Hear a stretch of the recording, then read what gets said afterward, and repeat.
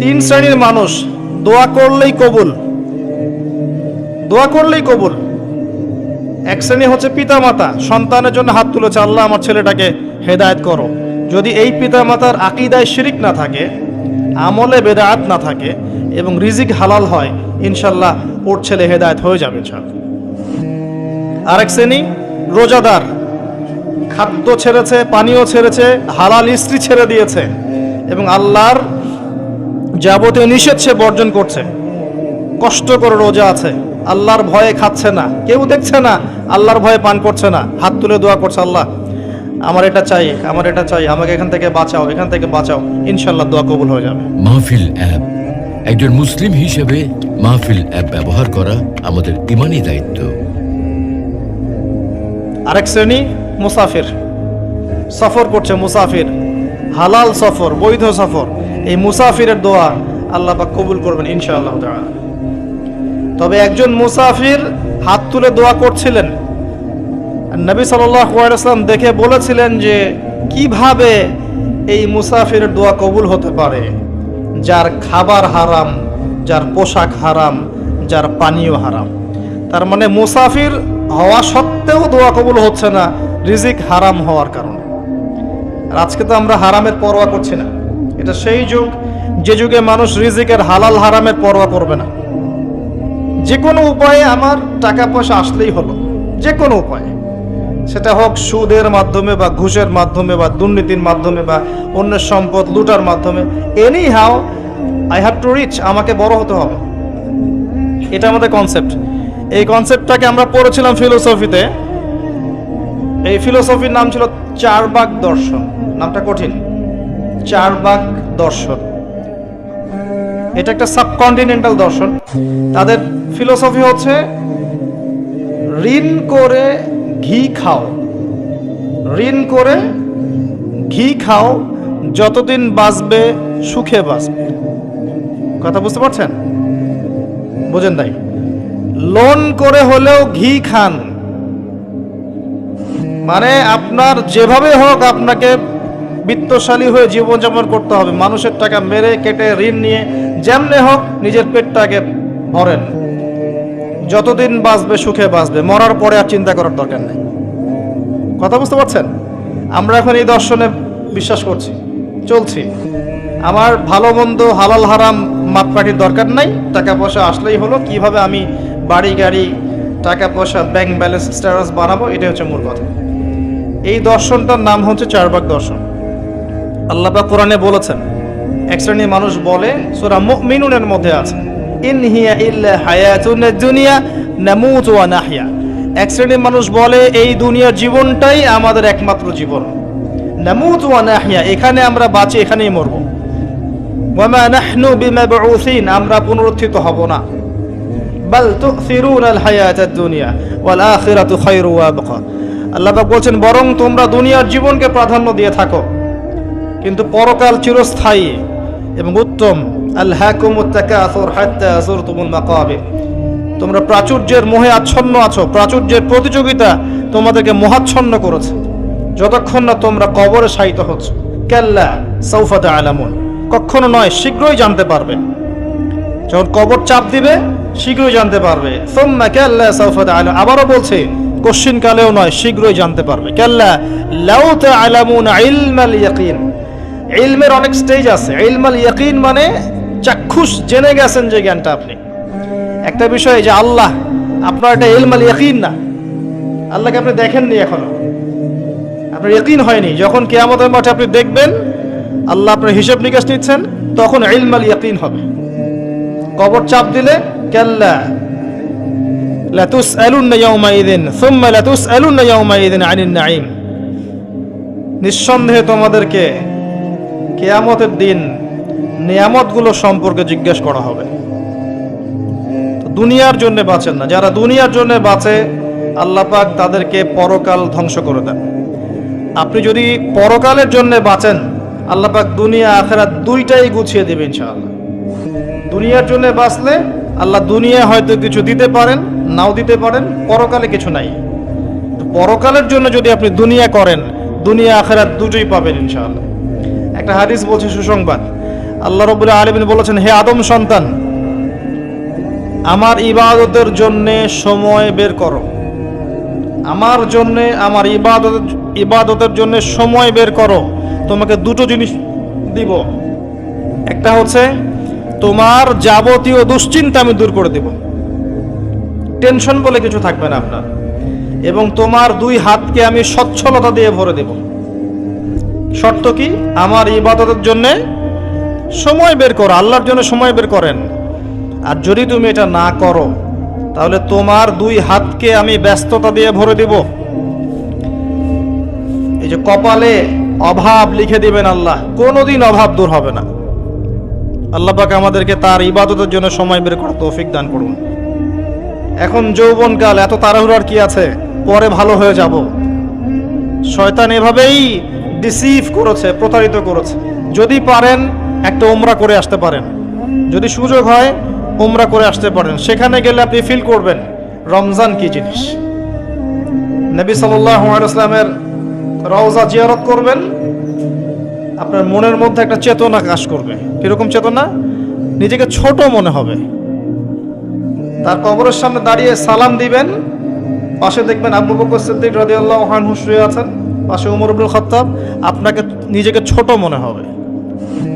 আপনার মধ্যে যদি বিবেকবোধ থাকে, স্বচ্ছ মন থাকে, আপনার মনে হবে যে আমি যাকে সালাম দিতে এসেছি তার সুন্নত তো আমার মধ্যে নাই।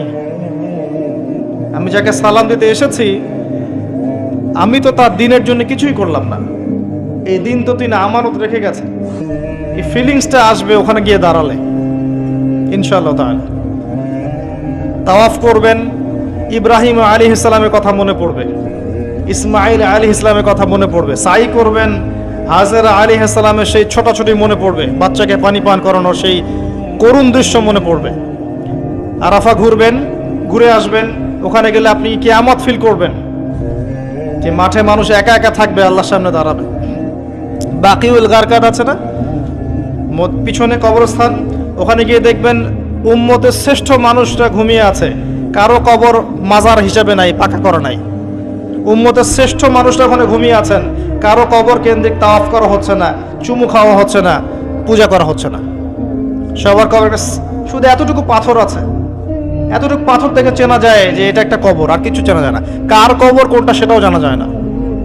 ওখানে গিয়ে দাঁড়ালে আপনার মনে হবে যে আপনি এই পৃথিবীর সবচেয়ে নিকৃষ্ট প্রাণী। আপনার মনে হতে পারে, আমার তাই মনে হচ্ছে, যে এখানে যারা শুয়ে আছে তারা জান্নাতি, আমি তাদের সামনে দাঁড়িয়ে আছে, আমার তো কোনো মূল্যই নাই আল্লাহর কাছে। আপনার এই বরত্ব, এই যে ক্ষমতার দাপট, জনবলের দাপট, টাকার দাপট, অর্থবিত্তের দাপট, সব মনটা নরম হয়ে যাবে ইনশাআল্লাহ। মনে হবে যে আপনি খুব ছোট্ট ক্ষুদ্র একটা বান্দা, আসলেই আমি তাই। অহংকারটা কমে আসবে, মন নরম হবে, মৌতের কথা স্মরণ হবে, পরকালের কথা স্মরণ হবে, আল্লাহর নূর আপনার কলবে আসবে ইনশাআল্লাহ। মন নরম না হলে আত্মশুদ্ধি অর্জন হবে না। আল্লাহ পাক আমাদেরকে বোঝার তৌফিক দেখ। এগুলো স্মৃতি বিজড়িত জায়গা। উহুদ পাহাড়ে যাবেন, দেখতে যাবেন, দেখবেন ওখানে ঘেরানো আছে উম্মতের শ্রেষ্ঠ শহীদদের কবর আছে। ওখানে শ্রেষ্ঠ শহীদদের কবর আছে। হামজা রাদিয়াল্লাহু আনহু শুয়ে আছেন ওখানে, মুসআব বিন উমাইর শুয়ে আছেন ওখানে, আনসারী সাহাবীরা ওখানে শুয়ে আছেন। কোনো চিহ্ন নাই, কোনো চিহ্ন নাই, শুধু একটা চিহ্ন ঘেরানো আছে। এখানে হয়েছিল ঘটনা। উহুদ পাহাড়কে দেখবেন, দেখলেই আপনার মনটা নরম হবে। নবী সাল্লাল্লাহু আলাইহি ওয়াসাল্লাম তিনি বলেছিলেন যে আমি এই উহুদকে ভালোবাসি, উহুদও আমাকে ভালোবাসে। এই উহুদ পাহাড় আমাকে ভালোবাসে, আমিও তাকে ভালোবাসি। আর আল্লাহর ওয়াস্তে যাওয়ার আগে যদি কেউ যান, যাওয়ার আগে নবী সাল্লাল্লাহু আলাইহি ওয়াসাল্লামের জীবনীটা একবার পড়ে যাবেন। নবীর জীবনীটা সাল্লাল্লাহু আলাইহি ওয়াসাল্লাম একবার পড়ে যাবেন, তাহলে আপনি জায়গাগুলোর মর্ম বুঝবেন, কোথায় কি হয়েছিল। আল্লাহ পাক সফর করতে বলেছেন। সফর করলে অন্তর্দৃষ্টি জাগে, এবং আল্লাহ নিদর্শনগুলো দেখলে আপনার আল্লাহর প্রতি তাওহীদ বাড়বে ইনশাআল্লাহ। আল্লাহ পাক তৌফিক দান করুন। রমজান মাসটাকে কাজে লাগান। আমি এই কথাটা বলতে গিয়ে এতগুলো কথা বললাম। দ্বিতীয় সিঁড়িতে নবী সাল্লাল্লাহু আলাইহি ওয়াসাল্লাম বলেছিলেন, সেই ব্যক্তি ধ্বংস হোক যে রমজান মাস পেয়েছে, পাওয়ার পরেও সে আমল করে ইবাদত বন্দেগীর মাধ্যমে আল্লাহর সন্তুষ্টি অর্জন করতে পারে নাই, এই ব্যক্তি ধ্বংস হোক। তিনি বলেছেন আমিন। তার মানে রমজানে আমরা যারা নিজের গুনাহ মাফ করাতে পারবো না তাদের জন্য ধ্বংস। ঈদ উল ফিতর কাদের জন্যে? যারা রমজান মাসটা কাজে লাগিয়েছে তাদের জন্যেই। قد أفلح من تزكى وذكر اسم ربه فصلى। ঈদের সলাতে যারা গিয়েছে সারা মাস আত্মশুদ্ধি অর্জন করে, এদের জন্য ঈদের খুশি। লৌকিকতা ছেড়ে দেন। এই রমজান মাসে চেষ্টা করেন যে ইমাম সাহেব যারা আছেন, মুয়াজ্জিন যারা আছেন, সমাজের যে মানুষগুলো সত্যিকারের মিসকিন, এরা তো মানুষের কাছে অভাবের কথা বলতে পারে না। বিত্তবানদের উচিত তাদের দায়িত্ব নেওয়া, তাদের সমস্যাগুলো বোঝা। খেয়াল করে দেখবেন দুনিয়ার ফাসেক জালেম মুনাফিক রমজান মাসে এমন দাপট দেখাবে ইসলামিক সোসাইটির মধ্যে, মনে হবে এরা কতই না বড় পরহেজগার। এই লৌকিকতাগুলো ছেড়ে দেয়। আরেকটা বিষয় বলবো, শুধু এটা বলে আমি অন্য টপিকে যাচ্ছি। শুধুমাত্র খাওয়া আর পান করা এটা ছেড়ে দেওয়ার নামই কিন্তু রোজা নয়। যে রোজা রেখেছে মিথ্যা বলেছে রোজা হবে না। রোজা রেখেছে কারো গীবত করেছে রোজা ভেঙে যাবে। রোজা রেখেছে এই সুদ খাচ্ছে, জেনা করছে, বান্ধবীর সাথে ডেটিং করছে, পর্নোগ্রাফি দেখছে, আবার রোজা খুলেই দেখবেন বিড়িতে টান মারছে। ইফতারে দোয়া পড়ার সাথে সাথেই, নামাজটা খালি মাগরিবের পড়ার সাথে সাথেই সিগারেটের দোকানে ভিড়। কি শিখলেন রোজায় তাহলে? আবার অনেককে দেখবেন রোজা খোলার সময় দুনিয়ার সব খাবার নিয়ে বসেছে। মানে এই যে সারাদিন খাই নাই, উসুল করতে হবে না? এরকম করলে আত্মশুদ্ধি অর্জন হবে না। আল্লাহ পাক আমাদেরকে খাবার এবং পানীয় সাথে সাথে আল্লাহর যাবতীয় হারাম ছেড়ে দেওয়ার তৌফিক দান করুন, আমিন। এইভাবে রোজা রাখলে ইনশাআল্লাহ আমাদের রমজান মাস আল্লাহর কাছে কবুল হবে। আমরা দোয়া করি আল্লাহ যেন আমাদের সবাইকে রমজানের সুস্থতার সাথে পৌঁছে দেন এবং রমজানটাকে কাজে লাগানোর তৌফিক দান করেন। আল্লাহ পাক আমাদের আমলগুলো ওসিলায় আমাদেরকে যেন মাফ করে দেন, আমিন।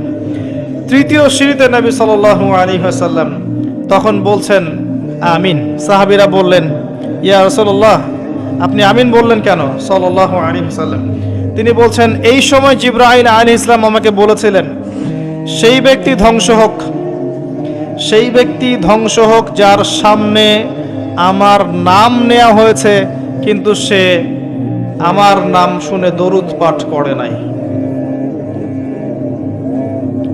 দরুদ পাঠ করে নাই। সবচেয়ে শ্রেষ্ঠ দরুদ কোনটা? দরুদে ইব্রাহিম, যেটা আমরা নামাজে পড়ি।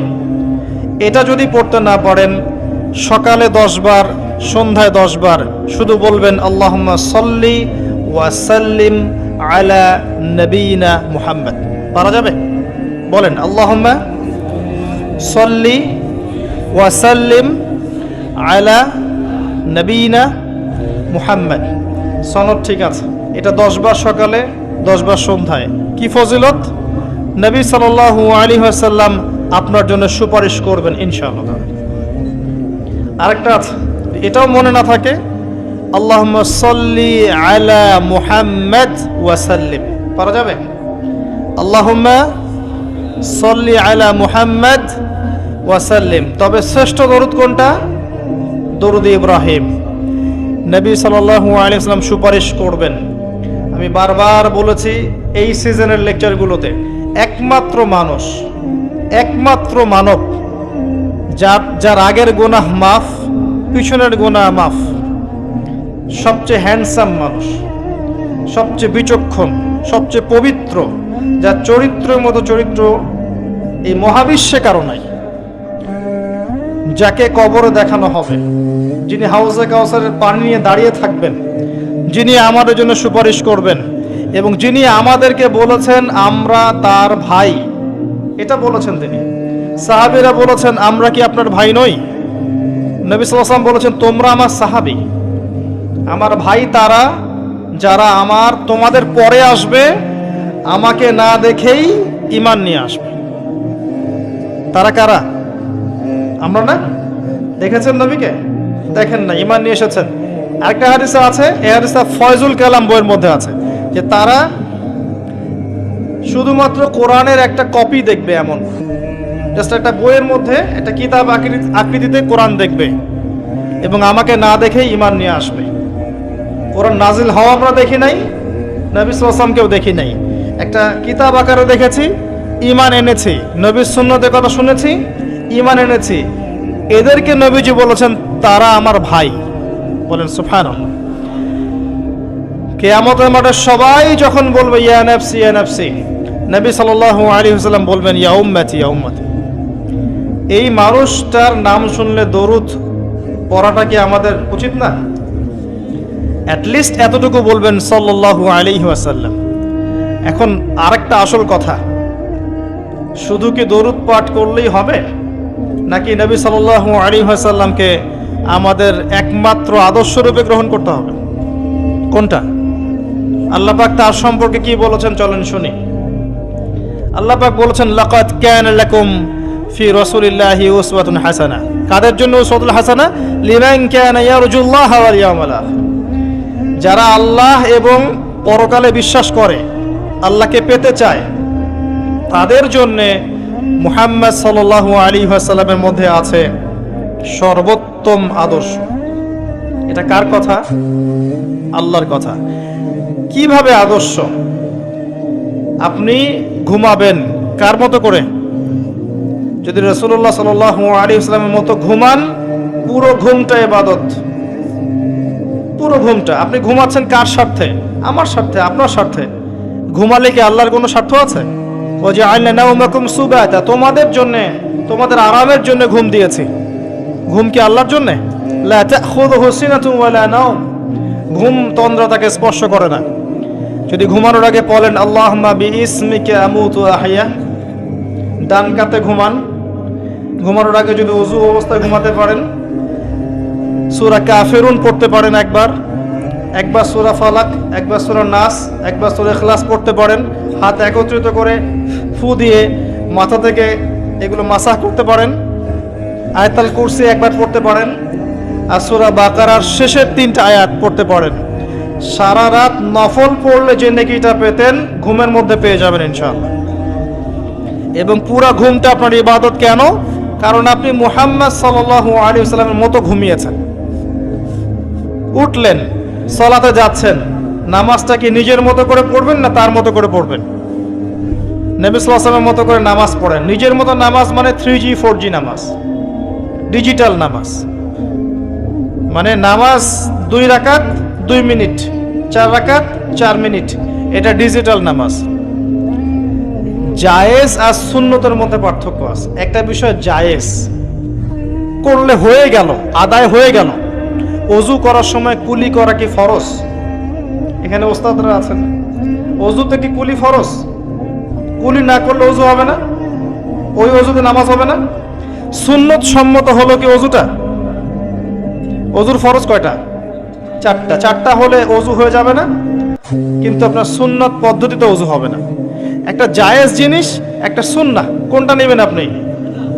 সুন্নাহ। এটাই উসওয়াতুল হাসানাহ। নামাজ পড়ছেন, আদায় হয়তো হয়ে যাচ্ছে, রুকু করছেন, সেজদা করছেন, আদায় হয়তো হয়ে যাচ্ছে, কিন্তু নবীর সুন্নাহ মতো হচ্ছে না। ধীর স্থিরভাবে একদম রিল্যাক্সে প্রশান্তির সাথে এই নামাজটা কিন্তু হচ্ছে না। আর এই নামাজ নবীর সুন্নাহ মতো হচ্ছে না বলেই এই নামাজ আমাদেরকে পাপ থেকে দূরে রাখতে পারছে না। কারণ কথা ছিল এমন যে ইন্নাস সালাতা তানহা আনিল ফাহশাই ওয়াল মুনকার ওয়া লাযিকরুল্লাহি আকবার। নামাজ, নিশ্চয়ই নামাজ সমস্ত পাপ থেকে দূরে রাখবে। তাহলে জনাব অমুক সাহেব মসজিদে একজন পাক্কা মুসল্লি, অর্থনৈতিক জীবনে পাক্কা সুদখোর কেমন করে হচ্ছে? কেমন করে হচ্ছেন? বিকজ তার নামাজ নবীর পদ্ধতিতে হচ্ছে না। অতএব নামাজ রাসূলুল্লাহ সাল্লাল্লাহু আলাইহি ওয়াসাল্লামের মতো স্থিরভাবে পড়েন, এরপর জিকির করেন তার সুন্নাহ মোতাবেক। খাবার খাবেন, সকালবেলা ব্রেকফাস্ট করবেন তার সুন্নাহ মোতাবেক। ওই যে বললাম, আমার কাছে খাবারের সুন্নাহ খুঁজতে আসবেন। খাবারের সুন্নাহ হাদিসের মধ্যে আছে, বাস্তবতায় খুব একটা নাই। বাস্তবতায় খাবারের সুন্নাহ খুব একটা নাই। কিছু কিছু বিষয় আছে কোরআন হাদিসে আছে বটে, তো বাস্তবতায় এগুলো খুব একটা পাবেন না।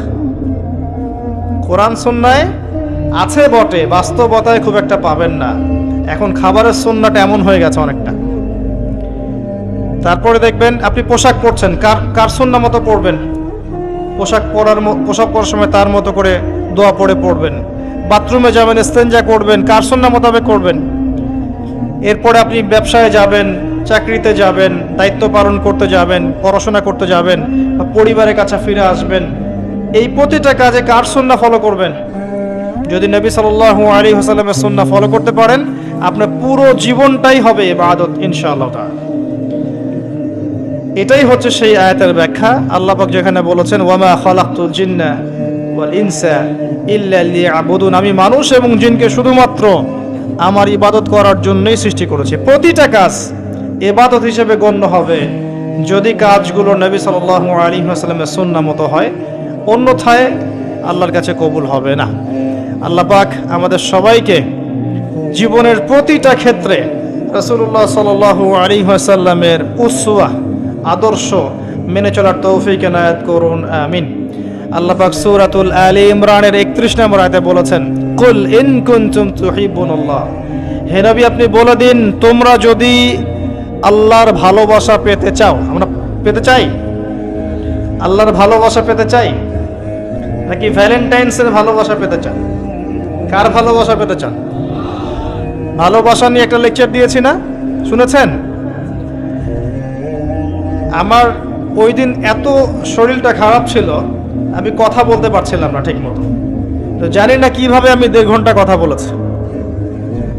পরে আমি নিজেই নিজের লেকচার শুনলাম, শুনে মনে হলো যে ভালোবাসা সম্পর্কে কথাগুলা শুধু আল্লাহ মুখ দিয়ে বের করেছেন, আমি বলতে পারিনি।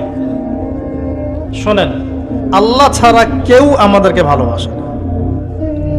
যারা আছে আমাদের আশপাশে, এটা হচ্ছে একটা কি বলবো, মেনে নেয়া সম্পর্কের মতো।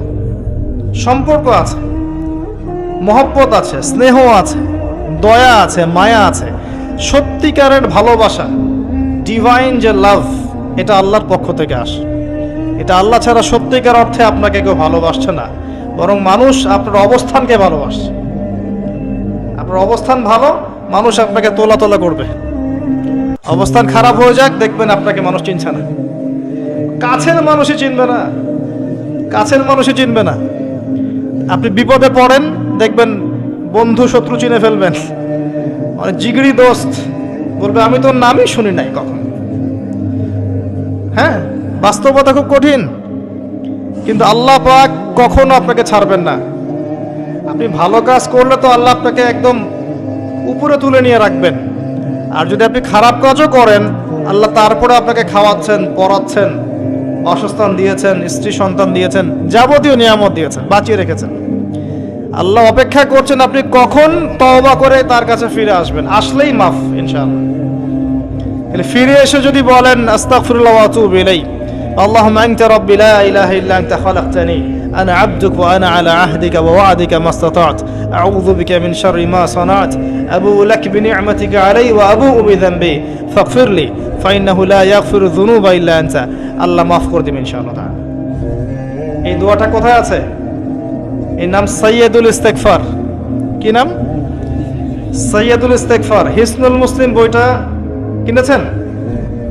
গুগল প্লে স্টোরে যান, অ্যাপস এখনই ডাউনলোড করেন, হিসনুল মুসলিম, এখানে বইটা, পুরো বইটা দেয়া আছে। তো আল্লাহর কাছে আসেন, আল্লাহর কাছে ফিরে আসেন, আল্লাহর কাছে আসেন। এটাই হোক আপনার জীবনের কাছে আসার গল্প। আল্লাহ পাক আমাদের সবাইকে আল্লাহর কাছে ফেরার তৌফিক দান করুন, আমিন। যে কথাটা বলতে গিয়ে এখানে আসলাম যে আল্লাহ ছাড়া সত্যিকার অর্থে কিন্তু আমাদেরকে কেউ ভালোবাসে না। মানুষ মানুষের অবস্থানকে ভালোবাসে, তাই আমাদের উচিত আল্লাহকে ভালোবাসা। আল্লাহ পাক এটা হাদিসে বলেছেন যে হে আদম সন্তান, আমি তোমাকে ভালোবাসি, আর তোমার উপরে এটা আমার হক যে তুমি আমাকে ভালোবাসবে। আল্লাহকে ভালোবাসার অর্থ কি? এই যে আয়াতে আসেন, আল্লাহ বলছেন কুল ইন কুনতুম তুহিব্বুনাল্লাহ, তোমরা যদি সত্যিকার অর্থে আল্লাহকে ভালোবেসে থাকো, ফাত্তাবিউনি, মুহাম্মদ সাল্লাল্লাহু আলাইহি ওয়াসাল্লামের অনুসরণ কর। ভালোবাসার প্রমাণ দিতে হয় না? দিতে হয় না? যে গার্লফ্রেন্ডদেরকে যে ভালোবাসেন, প্রমাণ দেওয়া লাগে নাই? অন্য মেয়েদের নাম্বার ডিলিট করো যদি আমাকে ভালোবেসে থাকো, বলে না? বলে। তার মানে এগুলোর সাথে জড়িত আছেন। ভালো যদি বেঁচে থাকো, ভোরবেলা আমার বাসার সামনে এসে দাঁড়াবা। ভালোবেসে থাকলে কালকে ভালোবাসা দিবস আমাকে নিয়ে সেন্ট মার্টিন যাবা। প্র্যাকটিক্যাল।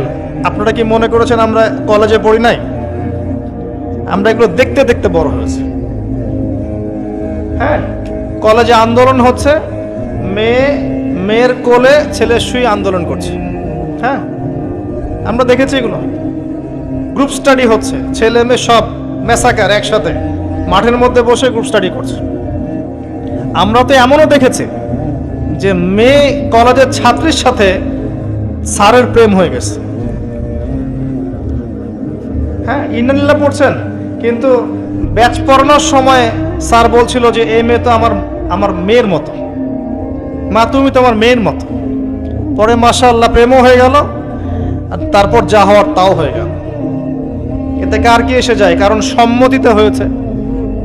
সম্মতিতে হলে তো জেরা হবে না, তাই না?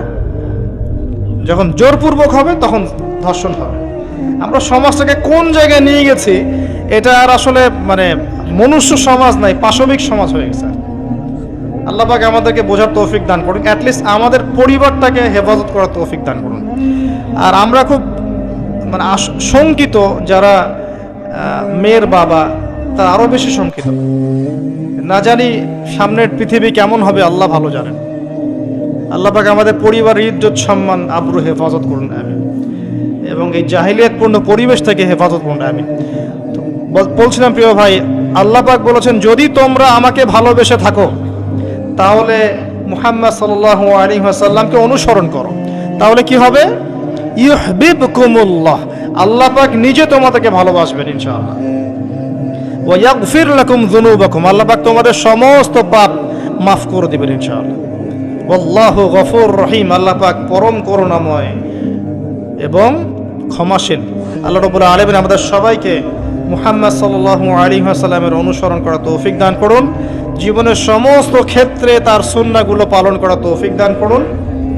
আল্লাহ পাক আমাদেরকে তার ভালোবাসা পাওয়ার তৌফিক দান করুন, তাকে আপন করে নেওয়ার তৌফিক দান করুন, বেশি বেশি তার ইবাদত করার তৌফিক দান করুন। আসন্ন রমজান মাস কাজে লাগানোর তৌফিক দান করুন।